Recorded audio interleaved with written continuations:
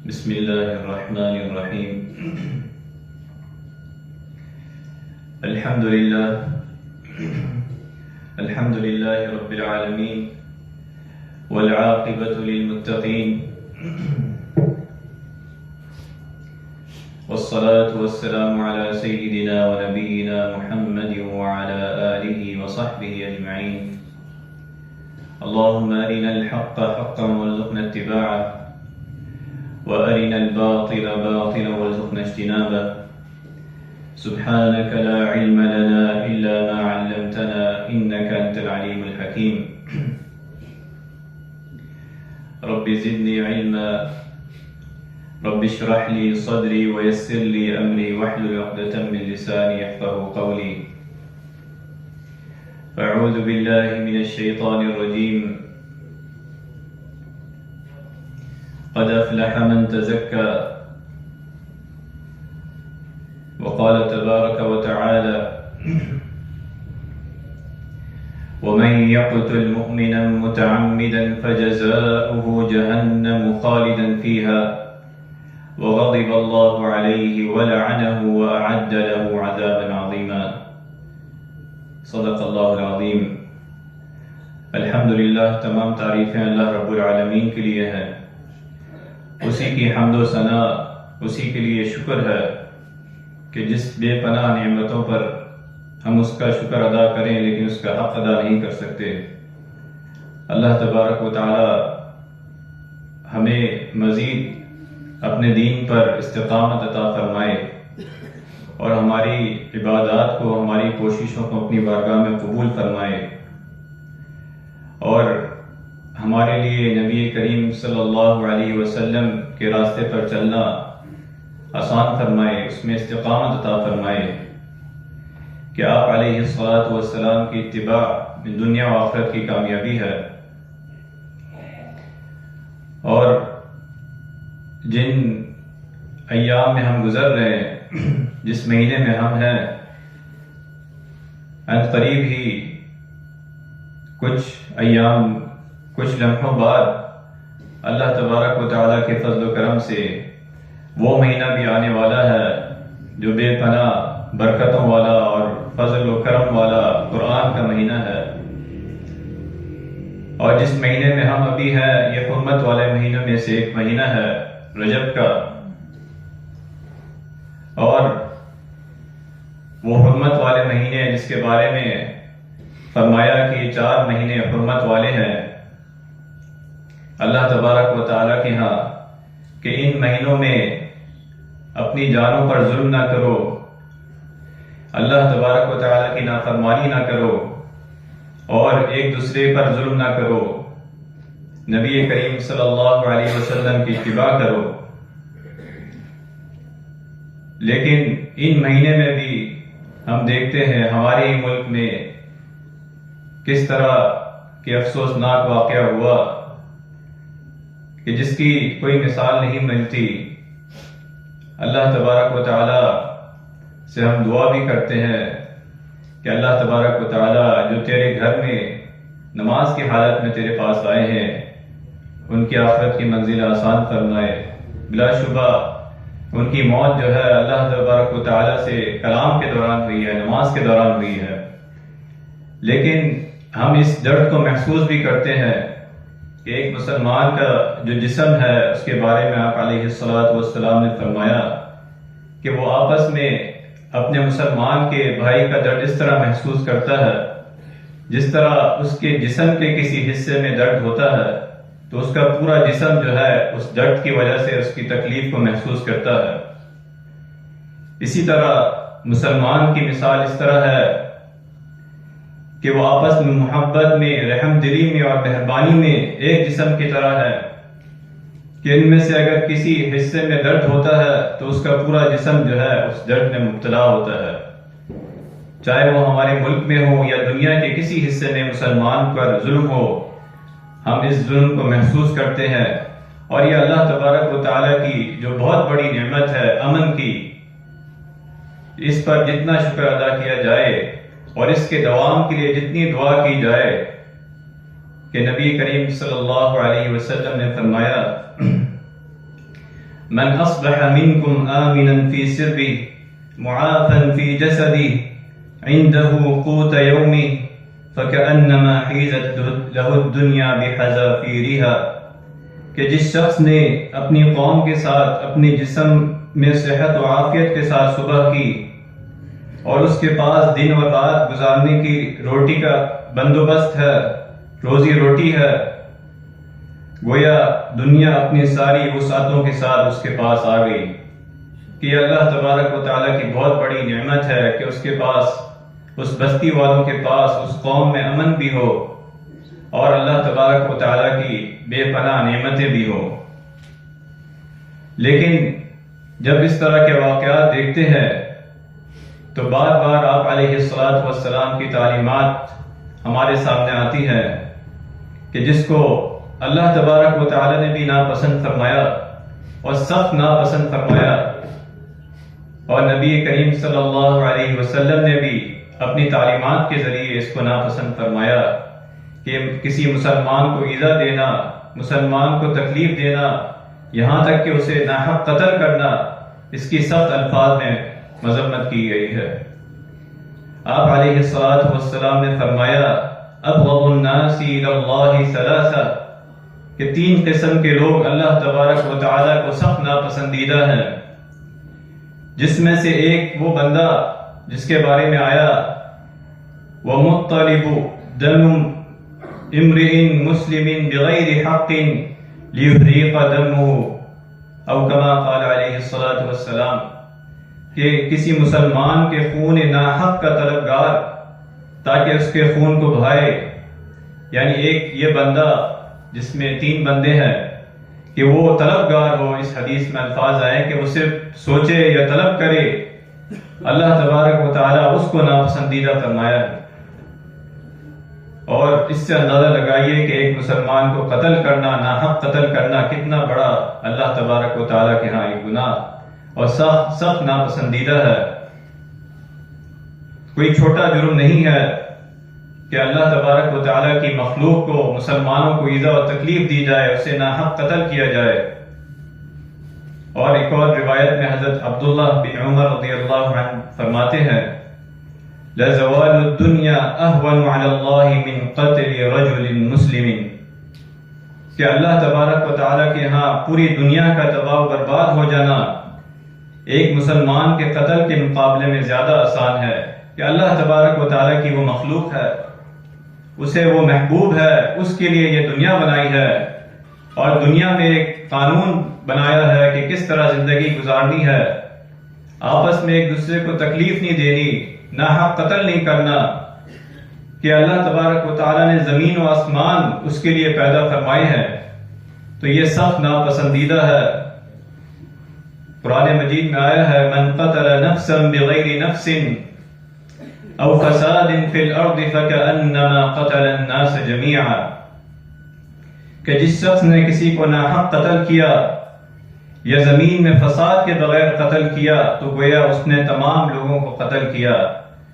من قتل نفسا بغیر نفس او فساد فی الارض فکأنما قتل الناس جميعا، جس نے گویا پوری انسانیت کو ظلم کیا، اس کو قتل کیا. تو اللہ تبارک و تعالیٰ کو یہ سخت ناپسندیدہ ہے کہ ناحق قتل کیا جائے، مسلمانوں کو تکلیف دی جائے، اس کو ایذا پہنچائی جائے. اور آپ علیہ الصلاۃ والسلام نے فرمایا کہ مسلمان پر ہتھیار جو اٹھائے وہ ہم میں سے نہیں ہے. یعنی جو ہماری جماعت میں، مسلمانوں کے گروہ میں، اس کی قوم میں ہتھیار اٹھائے وہ ہم میں سے نہیں ہے، سخت ناپسندیدہ فرمایا ہے. اور یہ تعلیم دی ہے کہ ایک مسلمان دوسرے مسلمان کا بھائی ہے اور دوسرا مسلمان اس مسلمان کی زبان سے، اس کے ہاتھ سے محفوظ رہتا ہے.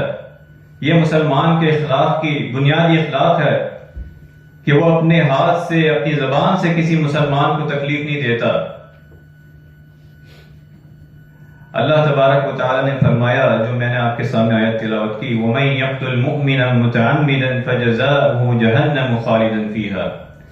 جو کسی مومن کو جان بوجھ کر قتل کرے تو اس کی جزا جہنم ہے. وَغَضِبَ اللَّهُ عَلَيْهِ وَلَعَنَهُ وَأَعَدَّ لَهُ عَذَابًا عَظِيمًا، اس میں ہمیشہ اللہ تبارک و تعالیٰ کی اس کے ساتھ ناراضگی ہے، اس پر غصہ ہے، اور اس پر اللہ تبارک و تعالیٰ کی لعنت ہے، اور اس کے لیے بہت بڑا عذاب ہے۔ وَمَن يَقْتُلْ مُؤْمِنًا مُتَعَمِّدًا، جو جان بوجھ کر قتل کرے، ناحق قتل کرے۔ اللہ تبارک و تعالیٰ نے یہاں دو تین چیزوں کو، گناہ کو، سب ناپسندیدگی کو اس ناحق قتل کے ساتھ جمع کیا ہے۔ جو جان بوجھ کر قتل کرے مسلمان کو، اس پر اللہ تبارک و تعالیٰ کی لعنت ہے، اور اس کے لیے بہت بڑا عذاب ہے۔ فرمایا کہ اس کی جزا جو ہے آخرت میں جہنم ہے، جو اللہ تبارک و تعالیٰ کی بہت سخت ناپسندیدگی کا اظہار ہے اس آیت میں، کہ اس نے اس کی مخلوق کو تکلیف دی، ناحق قتل کیا، اور قیامت کے دن میں جب پوچھا جائے گا، آپ علیہ الصلاۃ والسلام نے فرمایا اول ما یقضى بین الناس یوم القیامت فی الدماء، کہ لوگوں کے درمیان قیامت کے دن میں سب سے پہلی چیز جس کے بارے میں فیصلہ کیا جائے گا وہ خون ہے۔ جو اس نے کسی مسلمان کو ناحق قتل کیا، اس کے بارے میں سب سے پہلے اس سے پوچھ گچھ ہوگی۔ بندوں کے حقوق اس نے ادا نہیں کیے بلکہ ان پر ظلم کیا، یہ اللہ تبارک و تعالیٰ کے ہاں ظلم ہے۔ جس طرح فرمایا ان الشرک لظلم عظیم، کہ تین ظلم جو ہیں جو اللہ تبارک و تعالیٰ،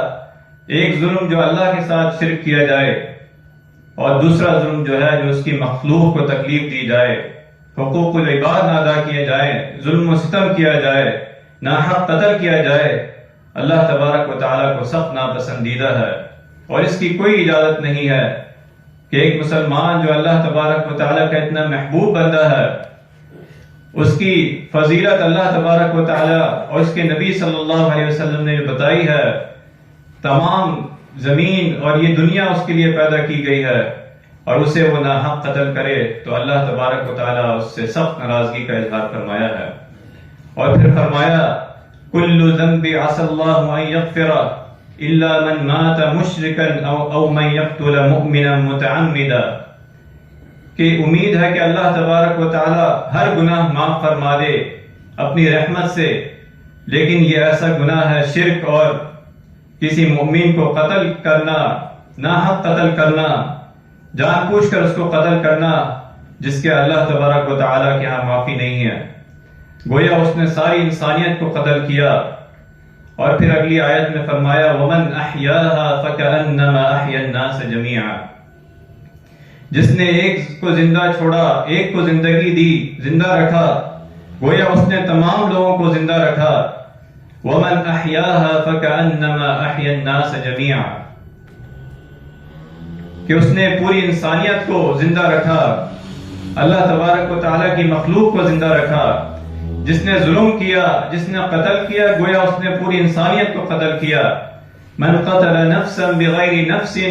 او فساد فی الارض فکأنما قتل الناس جميعا ومن احیاها فکأنما احیا الناس جميعا، کہ جس نے اس کو زندہ رکھا گویا اس نے پوری انسانیت کو زندہ رکھا۔ اور معاشرے میں ہم سب اس چیز کا جائزہ لے سکتے ہیں کہ ہمارے اختیار میں کیا کیا چیز ہے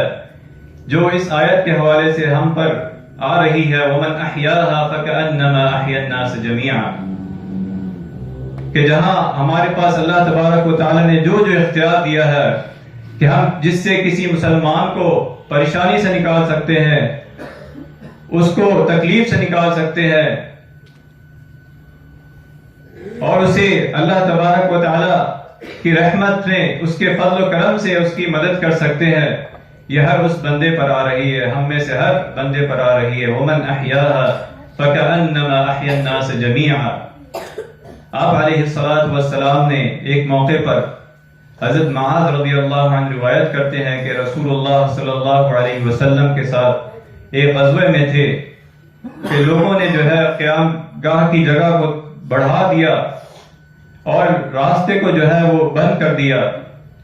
جس سے آنے جانے لوگوں کو جو ہے اس سے تکلیف ہو رہی تھی۔ آپ علیہ الصلاۃ والسلام نے سخت ناپسندیدگی کا اظہار فرمایا اور یہ اعلان کیا کہ جو شخص قیام گاہ کو تنگ کرے اور راستہ بند کرے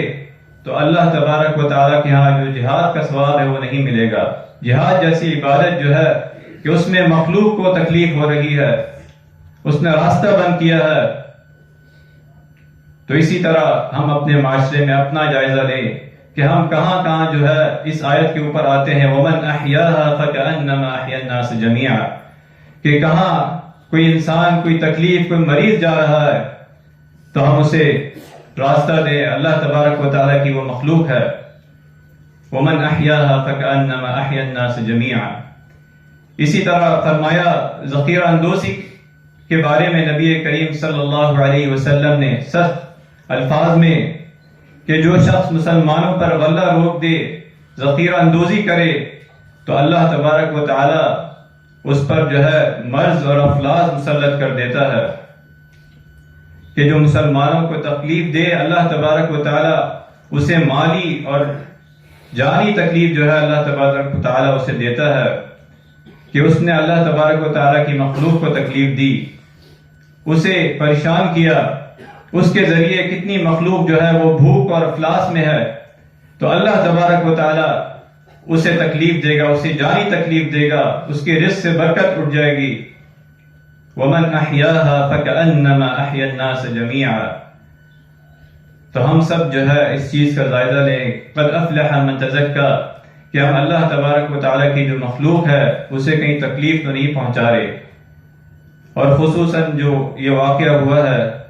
ہم اللہ تبارک و تعالیٰ سے دعا بھی کرتے ہیں اللہ تبارک و تعالیٰ کے ہاں کہ تمام ان کے لواحقین جو ہے اللہ تبارک و تعالیٰ انہیں صبر جمیل عطا فرمائے، کہ وہ اللہ تبارک و تعالیٰ کی گھر میں نماز کی حالت میں اللہ تبارک و تعالیٰ کے ہاں گئے ہیں، اور اللہ تبارک و تعالیٰ ہمارے جو دشمن ہیں، جو مسلمانوں کے دشمن ہیں، ہمارے ملک کے دشمن ہیں، اللہ تبارک و تعالیٰ انہیں نیست و نابود فرمائے۔ جو ان کے ساتھ تعاون کر رہے ہیں، جو ان کی مدد کر رہے ہیں مسلمانوں کو تکلیف دینے کے لیے، اللہ تبارک و تعالیٰ ان کی ساری چالوں کو الٹا فرمائے اور ہمارے امن و امان کو برقرار رکھوائے، اور ہمیں نبی کریم صلی اللہ علیہ وسلم کی سنت کی اتباع کی توفیق عطا فرمائے۔ وآخر دعوانا الحمد للہ رب العالمین۔